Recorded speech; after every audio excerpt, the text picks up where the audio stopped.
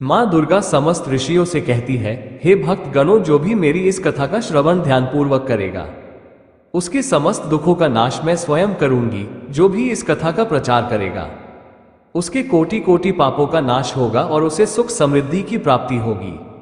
नमस्कार, आपका स्वागत है दोस्तों। वैदिक पंचांग के अनुसार शारदीय नवरात्रि की शुरुआत 3 अक्टूबर से हो रही है। ये पर्व जगत जननी आदिशक्ति माँ दुर्गा के लिए समर्पित है।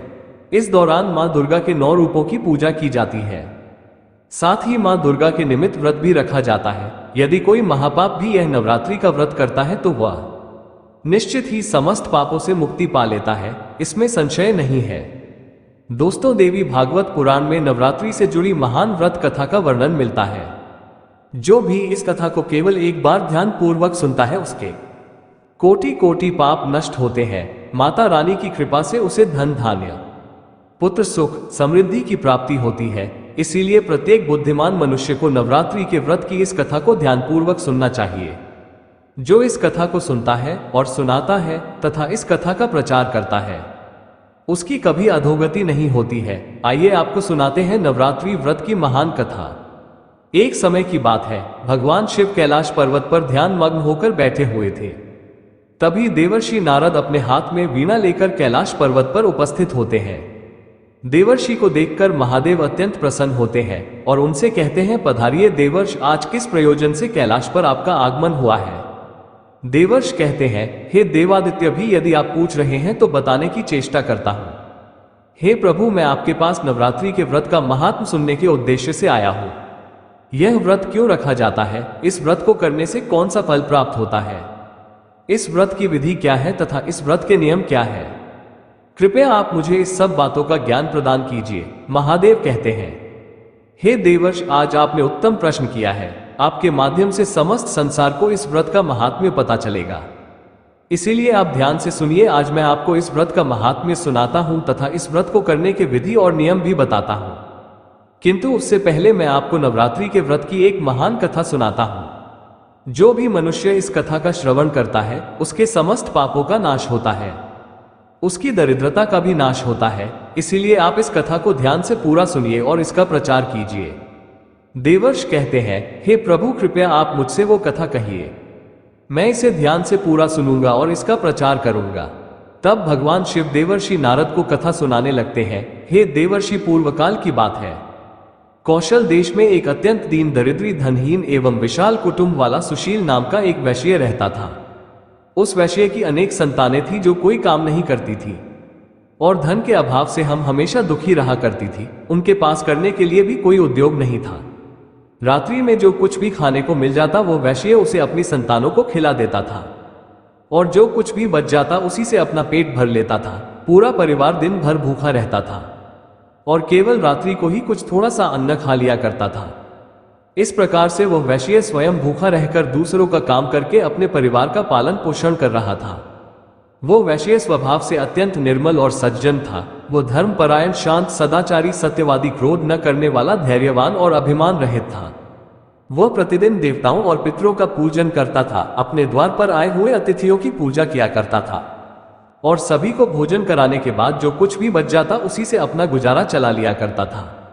कुछ समय बीतने के बाद एक विद्वान ब्राह्मण उस सुशील नाम के वैश्य के घर पर आया। सुशील ने ब्राह्मण को दान देकर उनका स्वागत सत्कार्य किया तथा उन्हें हाथ जोड़कर प्रणाम करके अत्यंत व्याकुल होकर उस ब्राह्मण से इस प्रकार से कहने लगा, है ब्राह्मण देवता, यदि आप हमारे अतिथि धर्म से प्रसन्न हैं तो क्या हम आपसे कुछ पूछ सकते हैं। वो ब्राह्मण कहने लगा, हे महात्मा, आपकी चर्चा तो चारों तरफ है कि आप एक महान दानी हैं। आप अतिथियों का स्वागत प्रेम से करते हैं, इसी कारण से मैं आपके पास आया हूं। कृपया आप संकोच ना करते हुए आपकी जो भी शंका हो पूछ लीजिए। तब वो वैश्य कहता है, हे ब्राह्मण देवता, कृपया करके आप मुझे बताइए कि मेरी दरिद्रता का नाश निश्चित रूप से कैसे हो सकता है। इस दरिद्रता के कारण मैं अपने परिवार का पालन पोषण नहीं कर पा रहा हूं। हे ब्राह्मण देवता, मुझे धन की अभिलाषा नहीं है, किंतु मैं आपसे कोई ऐसा उपाय पूछ रहा हूं जिसे मैं अपने कुटुंब का पालन पोषण करने के लिए समर्थ हो जाऊं। मेरे पुत्र पुत्रियां भूख से पीड़ित होकर भोजन के लिए बहुत रोते हैं और मेरे घर में इतना भी अन्न नहीं रहता कि मैं उन्हें मुट्ठी भर अन्न दे सकूं। उनका दुख मुझसे देखा नहीं जाता। आज मैंने अपने रोते हुए बालकों को घर से निकाल दिया है। और वे कहीं चले गए हैं, इसीलिए मेरा हृदय शोकान में जल रहा है। धन के अभाव में मैं क्या करूं? मेरी पुत्री भी विवाह के योग्य हो गई है, किंतु उसका विवाह करने के लिए मेरे पास कुछ भी नहीं है। कन्यादान का समय भी बीता जा रहा है। हे विपद, इसी कारण से मैं चिंतित हूं। हे दया निधान, आप तो विद्वान हैं, आप अवश्य ही मुझे कोई ऐसा तप, मंत्र, व्रत तथा उपाय बताइए जिससे मैं अपने परिवार का पालन पोषण करने में समर्थ हो जाऊं। हे महाभाग्य, हो सकता है कृपया आप अपने ज्ञान के बल से विचार करके मुझे कोई उपाय बताइए।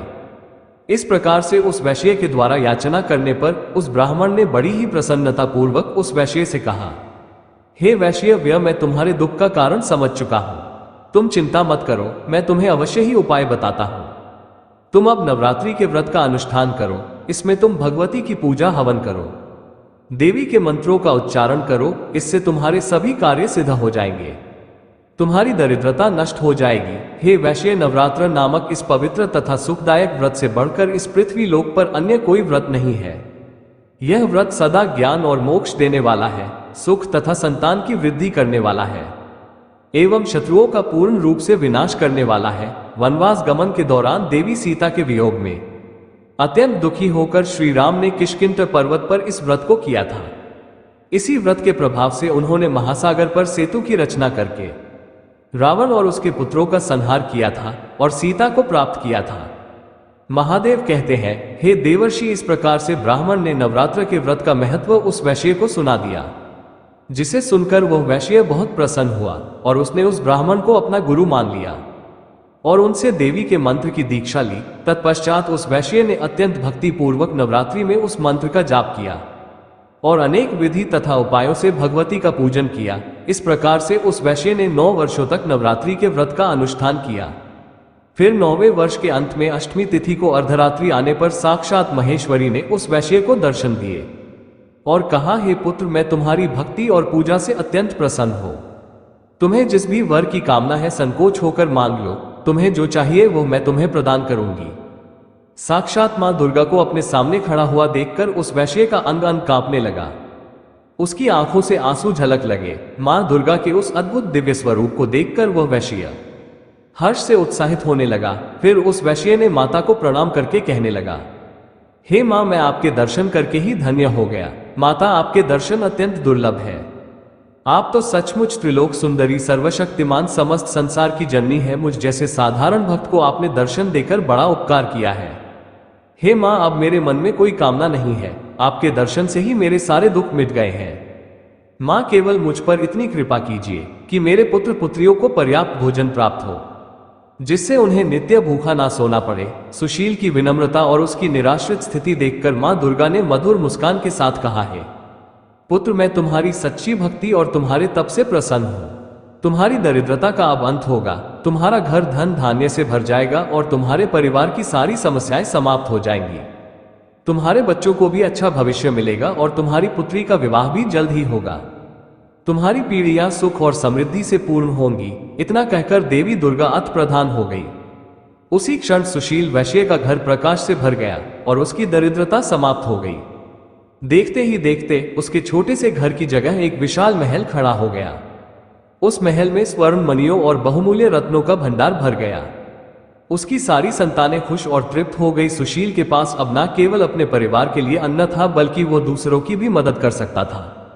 समय बीता और सुशील वैश्य की पुत्री का विवाह धूमधाम से संपन्न हुआ। सुशील वैश्य ने अपनी भक्ति और श्रद्धा को कभी नहीं छोड़ा और मां दुर्गा के प्रति आभार व्यक्त करता रहा। उसका जीवन अब आनंद और समृद्धि से भरपूर हो गया था। उसके परिवार ने भी मां दुर्गा के प्रति भक्ति और समर्पण को अपनाया और वे सभी मां के आशीर्वाद से सुखी जीवन व्यतीत करने लगे। भगवान शिव कहते हैं, हे देवर्षि, इस प्रकार से मैंने आपको नवरात्रि के व्रत की महाकथा सुनाई है।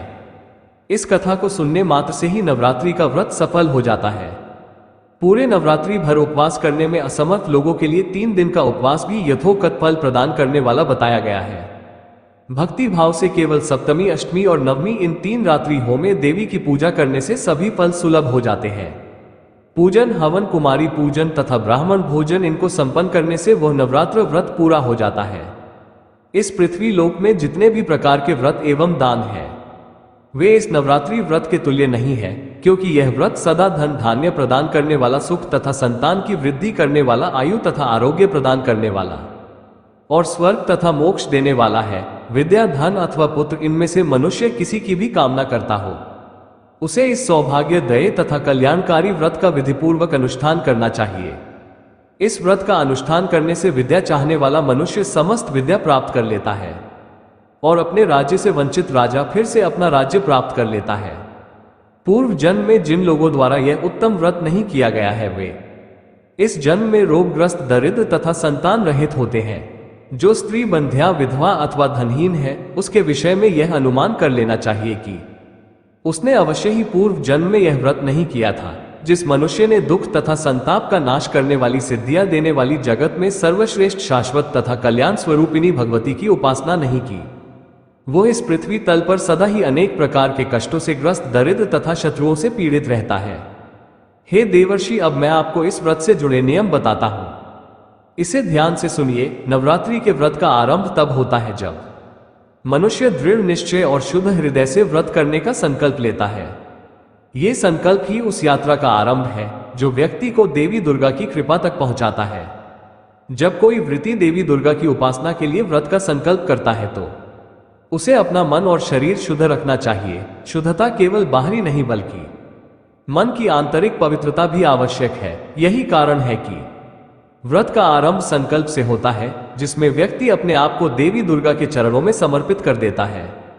व्रत के दौरान भोजन का विशेष ध्यान रखा जाता है। केवल वही अन्न ग्रहण करना चाहिए जो पवित्र हो और बिना तामसिक पदार्थों के बना हो। यदि कोई पूरे 9 दिनों तक उपवास कर सकता है तो ये श्रेष्ठ माना जाता है, लेकिन यदि शारीरिक कारणों से ऐसा संभव ना हो तो फलाहार या एक समय का भोजन ग्रहण किया जा सकता है। भोजन में सात्विकता होनी चाहिए, अर्थात प्याज, लहसुन और मांसाहार से दूर रहना चाहिए। संयम से जीवन जीना ही सच्ची उपासना है। जब तुम देवी दुर्गा की आराधना करो तो उन्हें केवल फूल, धूप और दीपक से नहीं बल्कि अपने हृदय की भक्ति से अर्पित करो।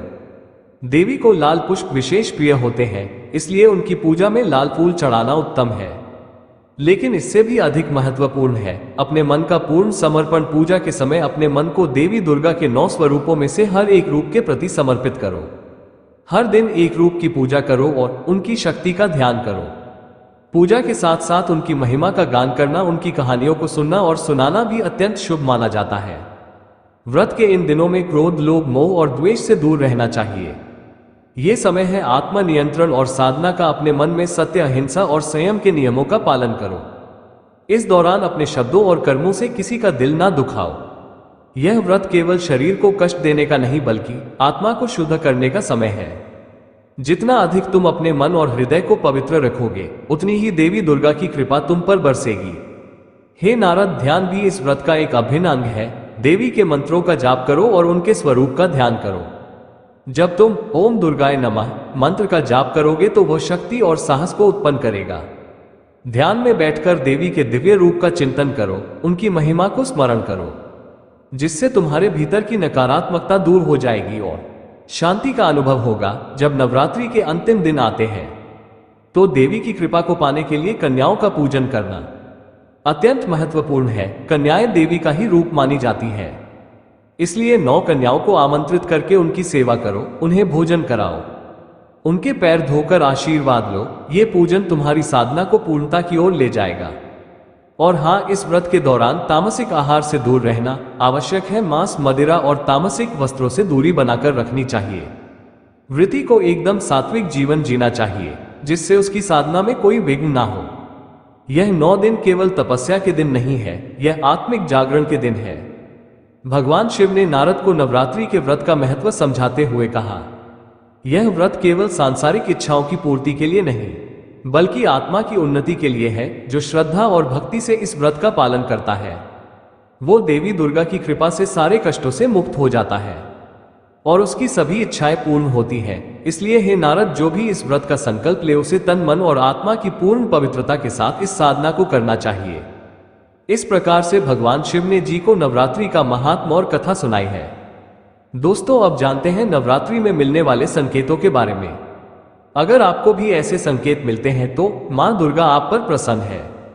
दोस्तों, नवरात्रि में मां की पूजा करते समय अगर आपको ऐसा प्रतीत हो रहा है कि मां की मूर्ति आपको देखकर मुस्कुरा रही है अथवा मां दुर्गा के होंठ हिल रहे हैं, आपको अचानक ही ऐसा महसूस हो कि मां दुर्गा आपकी तरफ ही देख रही है, तो ये बड़ा ही शुभ संकेत है। यदि आप मां के चरणों पर अपना माथा टेकते हैं और अचानक ही कोई फूल आपके ऊपर गिर जाता है, तो ये संकेत है कि मां आपकी भक्ति से अत्यधिक प्रसन्न है।